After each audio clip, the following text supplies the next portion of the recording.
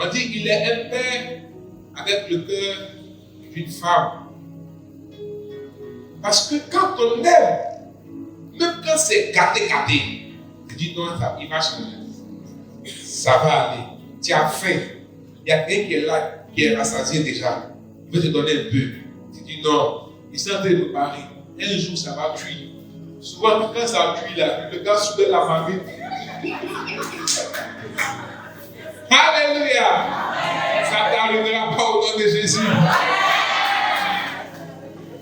Frères et sœurs, notre amour pour le Seigneur ne doit pas dépendre des circonstances. Plus c'était dur, plus j'aimais le Seigneur, plus je cherchais le Seigneur, plus je priais. Et ceux qui me connaissent depuis plus de 10 ans, 15 ans, savent que ma prédication n'a pas changé. Ma parole n'a pas changé. Ma manière de faire avec Dieu n'a pas changé. Pas parce qu'aujourd'hui ça ne va même pas encore même. Non, ça ne va pas. Non, si c'est ça, ça va. Non, c'est que c'est pas le qu'il y a vu dans la Bible là.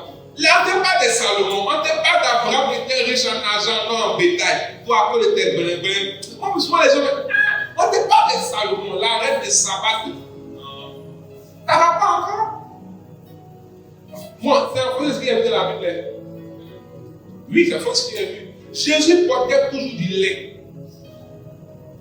Dans leur époque, c'est les gens de sang royal, la classe des nobles qui portaient du lait. Ce n'est pas la prolétaire. Donc le gars là, il avait ça. Il était riche. Il ne parlait pas que tout le monde ne va aller. Il avait dit non, les riches mangent un peu. Lisez. Vous ne lisez pas. Vous ne lisez pas. Vous ne lisez pas. C'est parce que le gars, montez moi chez quelqu'un pour les enlever. Un jour.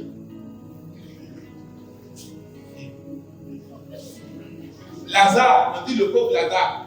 Mais il a mangé, c'est Lazare. Mais je crois que les maths et parlent, c'était bien pour préparer, foutu, à coumer, à tirer, à couper. Après ça, il ne peut pas laisser Lazare mourir. Comment? Lazare fait 100 ans, il va les faire les Comment il va mourir, il est fatigué? Alléluia! Quand la parole est en toi, il y a des douleurs que tu n'as pas vécues. Bien aimé frère et sœurs, je termine en vous disant. On ne peut pas dire qu'on est attaché au Seigneur sans aimer le Seigneur. On ne peut pas, il dit si vous m'aimez, gardez mes commandements. Donc on ne peut pas dire on aime le Seigneur quand notre vie est en déphasage avec ses commandements. On vit comme on veut, comme on l'entend. On dit on s'en fout. Et c'est moi là toujours, on te juge, on te critique. Quand je le dis avec mon ami, je te juge. On te juge comment? On te fait une match, on te juge. C'est quoi qu'il n'y a pas de jugement? Donc, quand on te dit que ce que tu fais n'est pas bon, c'est qu'on te juge. Ok, donc il te juge. C'est que Dieu nous juge. Donc il te juge. Non. Si nous voulons voir l'accroissement dans nos vies, au-delà, il n'y a pas prier. Va prier, c'est ça. Va avec ses paroles. Et puis commence à t'appliquer à mettre ta marche. Ce sont des paris que je fais toujours avec les gens. Donne ta vie à Jésus bien. Attache-toi à lui, même si c'est dur. L'espérance en lui ne déçoit jamais. J'ai vu dans la Bible, dans Romains, il dit personne, l'espérance en lui ne déçoit jamais. J'ai vu l'Ecclésiaste dire j'ai été enfant, j'ai grandi, jamais j'ai vu le juste mendier son pain. Frère, je t'invite à te dire, maman, frère, soeur, l'attachement à Dieu sécurise ta descendance. Il y a des combats que tes enfants ne vivront pas. Il y a des douleurs que tes petits-enfants ne vivront pas. Parce que toi, un jour, tu t'es attaché au Seigneur. Bien-aimés frères et sœurs, si les péchés ou les adorations de nos ascendants peuvent parler contre nos vies, à plus forte raison, la bénédiction de Dieu sur nos ascendants. Elles ont dit, Dieu condamne le péché jusqu'à la 4e génération. Mais il bénit la descendance des fils de ses bien-aimés jusqu'à la 1000e génération. Regarde l'écart. Regarde l'écart. Donc si toi, tes ascendants, t'ont condamné par les pratiques négativement, toi, condamne ta descendance à la bénédiction en t'attachant au Seigneur. Vous savez que vos enfants peuvent mal vivre d'aimer. Mais à cause de ce que vous avez été attaché au Seigneur, Dieu va se débrouiller pour les rattraper. Est-ce que vous savez ça?